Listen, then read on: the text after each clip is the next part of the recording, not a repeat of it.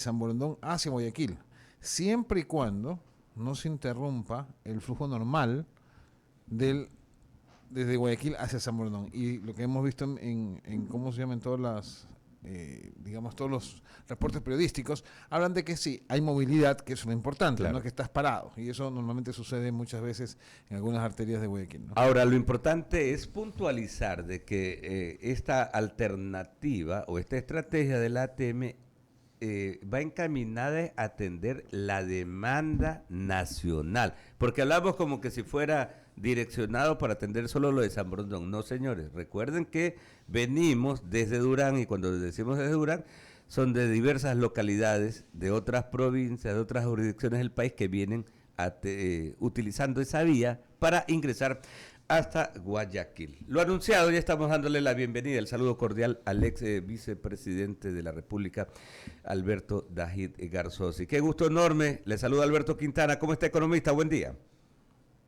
Muy buenos días, Alberto. Ah, Muy buenos días a todo el panel y a toda la audiencia de I-99. gustoso de tenerlo acá. Oiga, y antes de meternos en la materia económica, sí me gustaría tener una lectura suya respecto a este acontecimiento que se da a partir del día lunes. Se desarrolla la Cumbre de las Américas en Los Ángeles, en el estado de California, ¿no? Se ve un tanto desdibujada la Cumbre de las Américas en esta edición por esta postura, sobre todo por los dimes y diretes del presidente Andrés Manuel López Obrador, ¿no? El mandatario mexicano que ha venido pidiendo la participación de los gobiernos totalitarios de Cuba, Nicaragua y Venezuela. Esto ha logrado alguna adhesión. ¿Cómo llega justamente el continente a esta cita, ex vicepresidente? Llega exactamente igual que el continente ha estado durante los últimos 20 años, en que el castrochavismo, a través de la revolución bolivariana y los recursos petroleros del pueblo venezolano que hoy vive la miseria, trató de, a través del socialismo siglo XXI, ir imponiendo unas revoluciones, entre comillas, como la de Nicaragua, Bolivia, el proceso terrible argentino, ahora el peruano, la simpatía de Andrés Manuel López Obrador, el del Brasil, etcétera.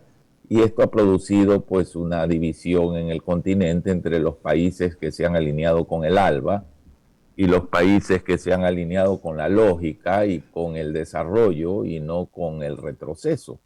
Yo no creo que esta es una división nueva. Hoy hay una manifestación visible de esa división. Porque ciertamente pues el hecho de que sean los Estados Unidos, país al cual le dicen el imperio y otras cosas más, estos revolucionarios del siglo XXI, hace que la reacción sea más fuerte. Pero esta división es un hecho real, Alberto, no es un hecho puntual por la cumbre, es algo que se viene dando a través del tiempo. Hemos visto cómo en la OEA y en varios foros internacionales estos alineamientos se han venido dando, a veces contra toda lógica, a veces para defender lo indefendible con tal de estar alineados en tal o cual sector. Y lo indefendible lo han tratado de defender siempre los de la tendencia del ALBA. Y en todo este proceso de alineamiento de los gobiernos latinoamericanos, ¿qué rol juega lo que pase en 16 días en Colombia, ¿no? El 19 de junio son las elecciones de segunda vuelta electoral y ya nos metemos también en ese tema que tiene también bastantes repercusiones para nuestro país por el hecho de hacer frontera, por la relación binacional, ¿no? Hay dos candidatos, dos visiones, dicen algunos, dos posturas populistas, pero en definitiva, ¿qué dice Alberto Dajid Garzosi respecto a esto, a lo que va a pasar en Colombia y el rol determinante que tendría ese resultado de segunda vuelta para la movida en la geopolítica hemisférica? que hay que distinguir entre aquellos que causan un daño sistémico y aquellos que causan o que hacen un mal gobierno. Un mal gobierno tiene un remedio, que es la próxima elección. El daño sistémico puede ser irreversible o puede ser de consecuencias gravísimas, como fue el daño realizado por la Revolución Ciudadana en el Ecuador. Permítame usar un ejemplo. A usted le puede dar una septicemia y estar al borde de la muerte. Se recupera y gana una medalla olímpica de maratón o de 100 metros planos. Pero si le da un derrame cerebral y queda disminuido para siempre, no podrá ni caminar ni moverse. Esto es lo que diferencia a un Petro de Hernández. Hernández es una incógnita. Petro no es ninguna incógnita. Sabemos a dónde va Petro, sabemos qué quiere Petro, sabemos quién es Petro. Hernández puede ser un fracaso, pero no viene con un odio sistémico a decir prensa corrupta, banca corrupta, empresarios corruptos, a fomentar odio de clases, a fomentar que unos quieran apropiarse de lo de los otros, a creer que el Estado es el que tiene que hacer y deshacer en la economía y en la sociedad. Entonces puede ser un mal gobierno. La septicemia, lo curo y la próxima ocasión puedo tener a alguien bueno. Petro es otra medicina, es otra cosa. Entonces ahí es donde hay que entender el daño potencial que puede existir en una sociedad cuando este tipo de odiadores sistémicos se entroniza en el poder. Ahí hay daños que pueden ser irreversibles. Hitler, el daño de Hitler, ¿cuántas décadas tardó en recuperarse? Un mal presidente como Jimmy Carter, a la elección siguiente hubo una corrección, ¿verdad? Entonces, ahí están las diferencias que hay que entender. Y Colombia es clave, Alberto, porque Colombia tiene que compartir con el Ecuador información de inteligencia que es fundamental para desarmar aquellos grupos que amenazan con transformarnos en un narcoestado. El trabajo entre los dos países es esencial, y lo digo con la experiencia de haber pasado por el gobierno y del trabajo muy cercano que tuvimos con el gobierno de César Gaviria en aquella época, que nos permitió hacer una muy importante labor contra los grupos de subversión de aquella época. Sí, realmente, por eso decía, no es vital lo que suceda en Colombia, es vital y tiene mucha repercusión acá. Ya le hemos pegado un paneo al tema, ¿no? Al tema de la política internacional. Permítame que Ramiro Cepeda va a seguir con esa arista de la entrevista o abordará también los temas económicos, Ramiro. Sí, vamos por ahí, Alberto, gusto de verlo, buenos días. Un gusto, Ramiro. Mira, Alberto, yo voy a coincidir con usted el tema de Colombia, y siempre yo hago un símil que es muy parecido al suyo, pero en otra arista. Cuando usted se va a casar, la vida le da la oportunidad de saber con quién no se debe de casar. Un borrachoso, un dixómano, un drogadicto, un jugador, un pegador. Sabe que eso no se va a componer. Y de ahí la suerte de escoger... Ni un revolucionario del siglo XXI. Pero usted va por la idea. En cambio, cuando se casa, bueno, dependerá de su buena o mala gestión o de lo que pueda hacer. Usted ha llegado exactamente al meollo de eso, porque Colombia está en ese dilema, y es un verdadero dilema, ya, porque no creo que llega alguien que tenga el talante y el talento para un pueblo que sí goza de institucionalidad, que no la tiene el Ecuador, en donde tienen una industria y un comercio bastante fuerte, bastante serio, que ha sobrevivido a todos los avatares. donde tienen tribunales y cortes en donde medianamente sí se implanta justicia. Entonces, con esto de aquí, yo me quedo con su última reflexión. A mí sí me preocupa el tema con el señor Petro de la intercambio de información, porque lo que estamos sufriendo como país es lo peor, la invasión de un narcotráfico en todas sus dimensiones y en toda la institucionalidad. ¿Cómo parar esto? No solo que el pueblo de Colombia nos ayude escogiendo bien, sino cómo nosotros ayudarnos para que esta comunicación siga siendo fluida, Alberto.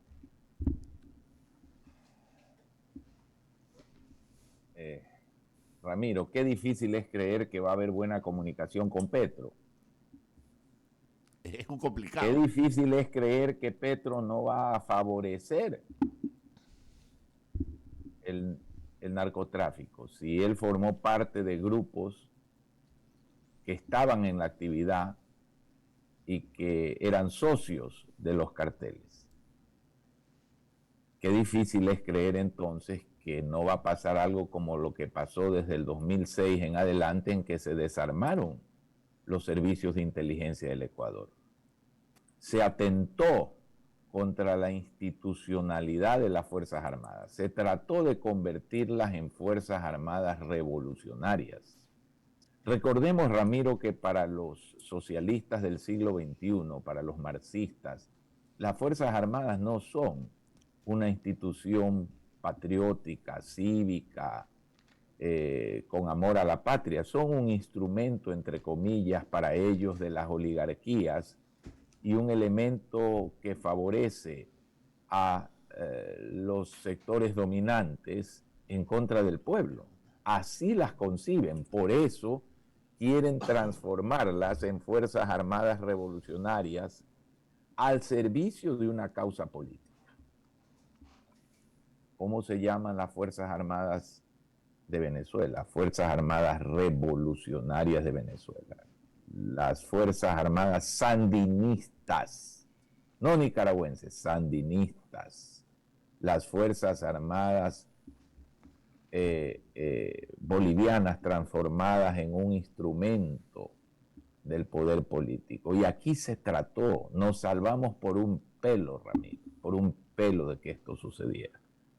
Dicho lo anterior, quiero reafirmar que a mí me da mucho miedo en la relación tan vital con nuestro vecino una posible ganancia de Petro, que la veo difícil porque el sólido piso que tiene, que no baja de un cierto porcentaje, es un sólido techo también.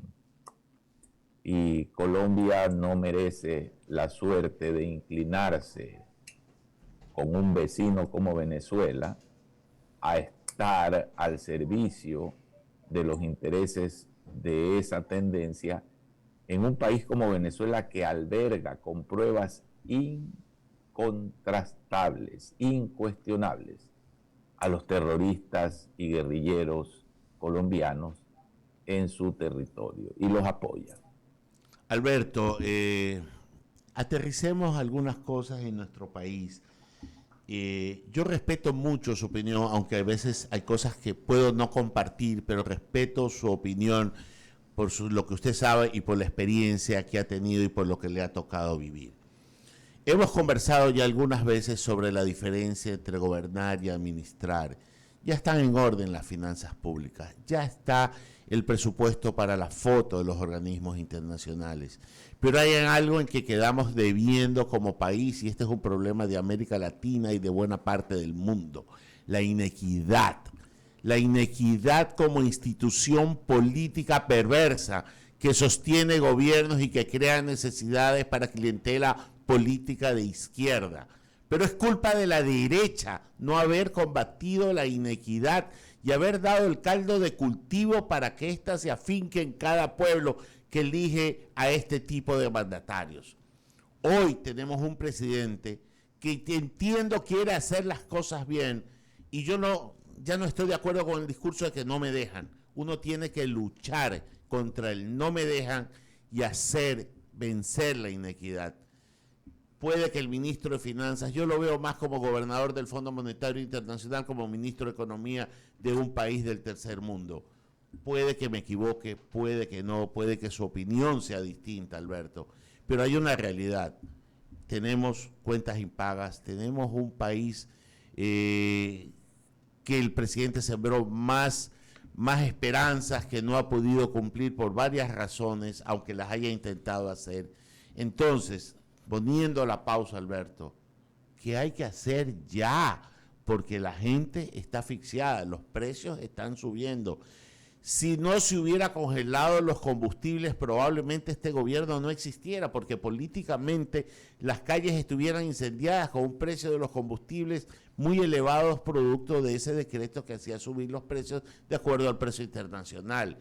Entonces, hacer el justo balance de lo que económicamente se debe hacer versus las necesidades de un pueblo, ¿cómo lo vamos a lograr? La primera cosa que tenemos que entender es que la resolución de la inequidad es un proceso de largo plazo, como lo es el desarrollo económico. Que para tener una solución a la inequidad hay que crecer, y para crecer tiene que haber una macroeconomía sana. Es condición necesaria, no suficiente, pero es necesaria. En el Ecuador, como esto no entendemos, porque el Ecuador tiene como su principal problema el no entender sus problemas. Tome, por ejemplo, el Banco del Pacífico. ¿Por qué venderlo?, gritan unos. Si deja utilidades, usted ha visto en los últimos 20 años que ese banco ha sido estatal, la entrega de las utilidades al gobierno para comprar medicinas o hacer obra pública o hacer asistencia social. Nunca lo ha visto, Ramiro, porque los bancos, por su naturaleza, tienen que usar sus utilidades para capitalizarse y poder crecer. No es función del Estado tener un banco. Si le dan 1.000 millones al Estado hoy, puede ponerse al día con todos los servicios médicos que están impagos.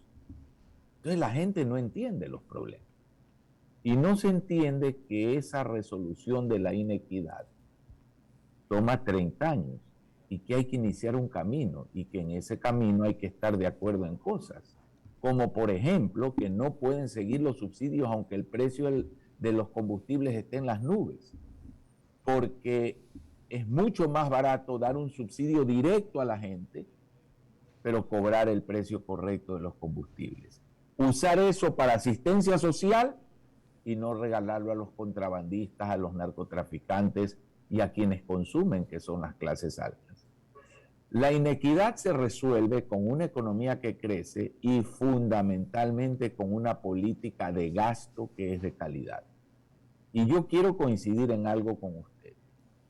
Son las élites las que deciden por dónde va una sociedad. Pero tomemos el caso de Chile, que sí ha mejorado la distribución del ingreso notablemente, pero tal vez no lo suficiente. Pero en Chile, desde el retorno a la democracia, Ramiro, ¿cuántos gobiernos han sido de derecha y cuántos del centro izquierda hacia la extrema izquierda? La mayoría han sido de extrema izquierda o de centro izquierda. Olwin, un hombre de centro izquierda. Frey, un hombre de centro izquierda. Lagos, un hombre de izquierda. Bachelet, extrema izquierda. Solo 2 periodos de Piñera. Es correcto. Y sin embargo, esa izquierda tampoco resolvió el tema de la distribución como lo pudo haber resuelto con una economía sana, creciente, que lo había logrado precisamente la economía libre y la economía de mercado.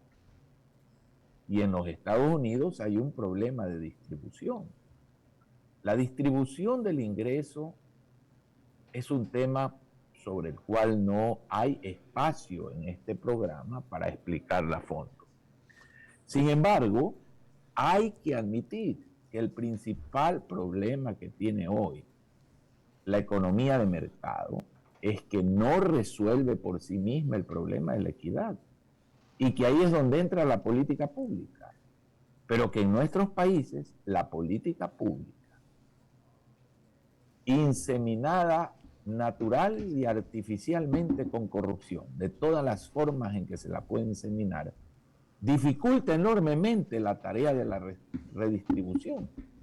Tome usted el caso del acertado paso que se está dando para que ahora no sean los hospitales del IES o del sector público los que compren las medicinas, sino que el ecuatoriano pueda ir a las farmacias y ahí obtenerlas. Es monstruoso lo que ha habido en compra de medicinas, en robo, en medicinas sobreestoqueadas por el robo, que luego tienen fecha de expiración y hay que botarlas. Entonces, yo pregunto, ¿eso es culpa de la derecha? Bueno, tuvo 11 años la izquierda, la mayor bonanza posible y produjo el mayor desastre posible. Yo creo que aquí hay un factor cultural, una falta de civismo, de amor al país, de valores éticos y morales que trasciende la ideología. Y que es fundamental cuando uno va a distribuir el gasto. Porque sin ética, la distribución del gasto va a ir a la corrupción.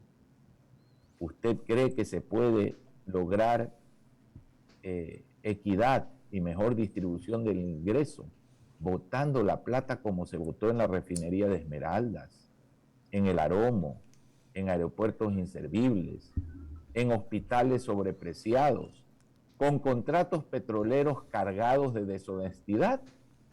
No, no se puede mejorar la distribución del ingreso. Y eso lo hizo un gobierno de izquierda, Ramiro. No lo hizo un gobierno de derecha. Correcto, Alberto. Lo que pasa es que el tema de la inequidad es algo perverso que nos tiene hundidos y nos tiene casi esclavos de una forma de pensamiento que, sumado a la falta de civismo que usted bien lo anota, porque aquí uno piensa en yo, en yo, en yo, en yo y en nadie más. Le paso, en cambio, yo sí pienso en Jaime Velázquez y le paso la entrevista a Jaime Velázquez en este momento. Economista Dick, buenas tardes, buenos días. Jaime, muy buenos días. Bien, gracias a Dios. ¿Usted cómo está? ¿Todo bien? Yo estoy sentado igual que usted, Jaime. Interesante respuesta. Oiga, Alberto, la verdad es que escuchando sus palabras, si bien es cierto, los ecuatorianos no entendemos justamente la posición real del Ecuador y qué es lo que uno tiene que hacer como ciudadano. Siempre queremos que nos resuelvan todos los problemas, pero en este ámbito, ¿qué es lo que pronostica para el 2022 o lo que queda del 2022 con respecto a la economía del Ecuador? Ya que estamos, mucha gente se queja de que aún no hay trabajo, de que efectivamente esta reactivación todavía no está al 100% y que pues obviamente, si bien es cierto, se han puesto en orden las finanzas públicas, pero todavía existe en la población ese malestar de no tener oportunidades para salir adelante. Jaime, es absolutamente cierto que hay ese sentido de frustración. Y cuando usted dice que no entendemos los problemas, el principal usted lo mencionó. El Estado lo debe resolver todo. Tanto es así que le pusimos al Estado la insoportable carga de que debe pagar el 40% de las pensiones de los afiliados. Mire qué poco entendemos la realidad. Los que están empleados formalmente, que son los afiliados a la Seguridad Social, son aquellos que en el Ecuador podemos llamarlos privilegiados, porque la inmensa mayoría de ecuatorianos no está afiliado. Cuando el Estado, de los recursos que tiene para atender a los más desvalidos, a los que no tienen seguridad social, a los que no tienen empleo formal, cuando el Estado usa sus recursos para pagar a los que sí tienen un empleo formal, no está haciendo un bien, está haciendo una perversidad, porque está quitándole recursos a los que menos tienen para transferirlos al sector privilegiado que sí tiene un empleo formal. Y así se analiza el problema del 40% de las aportaciones, Jaime. No. Se grita que el Estado le debe a la seguridad social, en vez de decir, maldita sea, los estados no aportan en ninguna parte para que se paguen pensiones. Eso tiene que salir de los aportantes. Cambiemos este sistema para que esa plata pueda ir a los más pobres. Es que realmente da pena la superficialidad con la cual analizamos los problemas del país y ese caldo de cultivo que ustedes también han detectado de la inequidad se presta para que en vez de decir estas cosas, se digan las otras populistas, mesiánicas, que atraen a la gente. Entonces volvemos al tema. Este año 2022, ojalá sea el inicio de un proceso de conciencia nacional que nos permita fijar una agenda que alguna vez nos ponga de acuerdo para iniciar el camino que de otra manera no se puede iniciar, porque cuántas veces usted, Ramiro y el tocayo han tenido durante años entrevistas para hacer las mismas preguntas. Muchas veces. Y no cambian las cosas y no van a cambiar mientras la sociedad en su conjunto no cambie. Pero si ahora tenemos que preocuparnos de si existe o no Asamblea, Corte Nacional de Justicia, todo está cuestionado y el presidente dice que hay intentos de golpe de Estado. Las funciones dentro de sí mismas se impugnan y las funciones entre ellas en pugna. Esto no es el ambiente para crecer ni para lograr equidad, Jaime. Correctísimo.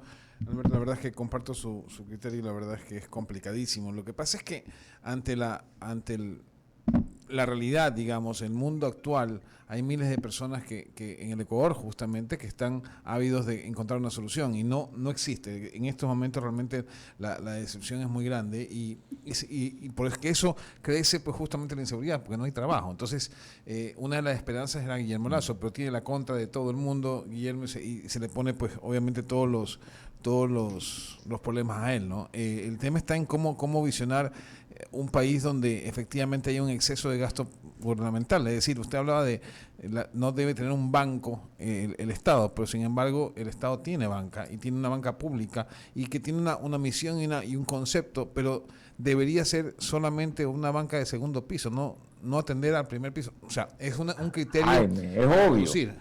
Le hago a usted una pregunta. Sí. ¿Qué tal es la cartera de la CFN? Mala. Ok. ¿Sabe usted que el BIES que maneja su ahorro, el de Alberto, el de Ramiro y el de los afiliados ecuatorianos, tiene récord mundial de cartera vencida en créditos hipotecarios? El BIES. Récord mundial, sí. El BIES. Sí. ¿Y sabe usted que más del 10% de los créditos hipotecarios no están legalmente constituidos? Sí. Es decir, no se puede mandar. Y se dice todavía que hay que tener banca pública. ¿Por qué existe el BIES? Por unos irresponsables que en vez de haber hecho que los bancos privados otorguen las hipotecas y el BIES comprarlas, crearon el BIES para generar burocracia, corrupción y favores políticos. Y todavía dicen que no hay que vender el Pacífico. Claro. Por Dios. Sí, no, totalmente de acuerdo con usted. Por eso le digo, o sea, ¿qué hacer para justamente cambiar las cosas? Y cambiar las cosas en 4 años es dificilísimo, ¿no? No, imposible. Necesita 30, yo lo he dicho en este programa. Un país se desarrolla siquiera en 20 o 30 años de hacer las cosas bien, Jaime. No en 4 años. Y eso es un camino acordado por la sociedad como lo acordó Chile. Claro. Cuando la señora Bachelet de extrema izquierda subió al poder, despilfarró el Fondo de Inversión y de Reserva de Chile, no lo hizo. Le metió la mano al Banco Central, no lo hizo. Le creció el déficit más allá de lo acordado, no lo hizo. Y el señor Piñera tampoco, que es del otro extremo, porque ahí sí hay objetivos nacionales, que espero que Boric no los desbarate. ¿Qué hace la diferencia, Alberto, entre Chile y Ecuador? O sea, ¿por qué los gobiernos de izquierda o extrema izquierda que gobernaron Chile no le metieron la mano justamente a eso? Hay inequidad, como uno lo señalaba Ramiro, pero ¿cuál es la diferencia entre Chile y Ecuador? Porque hay objetivos nacionales, metas macrofiscales, objetivos acordados, Jaime. Y madurez. Hay objetivos que entonces ya no, hay cosas que no se tocan, porque ya se sabe que están acordadas por la sociedad. Aquí no tenemos acuerdo en nada. En nada, así es. En nada. Y así ningún país resuelve la pobreza y la inequidad. Y por esto es que hay que trabajar, comunicadores, sociedad civil, en lograrlo. Clarísimo. Oiga, escuchándolo, ex vicepresidente, justamente en el caso de Chile, ¿no? Veíamos, y por eso lo del adagio popular, una cosa es con guitarra y otra con violín, ¿no? Gabriel Boric, desde el Parlamento chileno, auspició la retirada masiva de los fondos de la previsión social, ¿no? Ahora como mandatario quieren hacer eso y él dice no, porque estando ya al frente del gobierno se da cuenta que es un tema atentatorio contra la estabilidad económica de su país. Imagínese con la inflación mundial importada inyectar esa cantidad de recursos hoy en día. Sería echarle gasolina al fuego. Exacto, exacto. Oiga, finalmente, ex vicepresidente, sí me gustaría tener una lectura, ¿no? Una lectura y enfocándonos en el tema de la seguridad, el tema dramático que atraviesa nuestro país. Usted, en el régimen del 84 al 88, colaboró pues en la gestión del presidente León Febres Cordero Rivadeneira. Más allá de las diferencias políticas que luego usted tuvo con él, yo entiendo que tiene una lectura bastante interesante con respecto a la forma como en ese momento se enfrentó lo dramático que ocurrió, ¿no? Nosotros tenemos presente esa amenaza subversiva del Faro Vive. Fueron momentos duros. Hubo, por un lado, liderazgo, y yo creo, me atrevo a decir que la institucionalidad era otra cosa en relación a lo que ocurre acá en estos momentos en nuestro país. Sí me gustaría tener una reflexión suya. Vuelvo más allá de las diferencias que tuvo con Alberto, sí. Hay una diferencia de institucionalidad, tal vez, pero hay algo que es muy importante. Sí. La extrema izquierda y la izquierda que hacen las cosas muy inteligentemente durante estos 40 años, del 82, 84 acá, han ido logrando una interpretación sui generis de los derechos humanos. Han ido pasando legislación universal que, por ejemplo, hace que las Fuerzas Armadas no puedan disparar jamás contra un civil, aunque pasen los militares y vean un saqueo en un supermercado o en un centro comercial, no pueden actuar, porque solo pueden usar sus armas contra los civiles si los civiles invaden un recinto militar. Y ya son acuerdos internacionales. Entonces, han ido estructurando una serie de cosas que hacen que el delincuente, el terrorista, el subversivo tenga una mucha mayor protección que la persona inocente. ¿Cuándo usted ha visto una organización de derechos humanos reclamar por un policía secuestrado o decapitado? ¿Cuándo ha visto usted eso? Nunca. Siempre. El reclamo es del otro lado.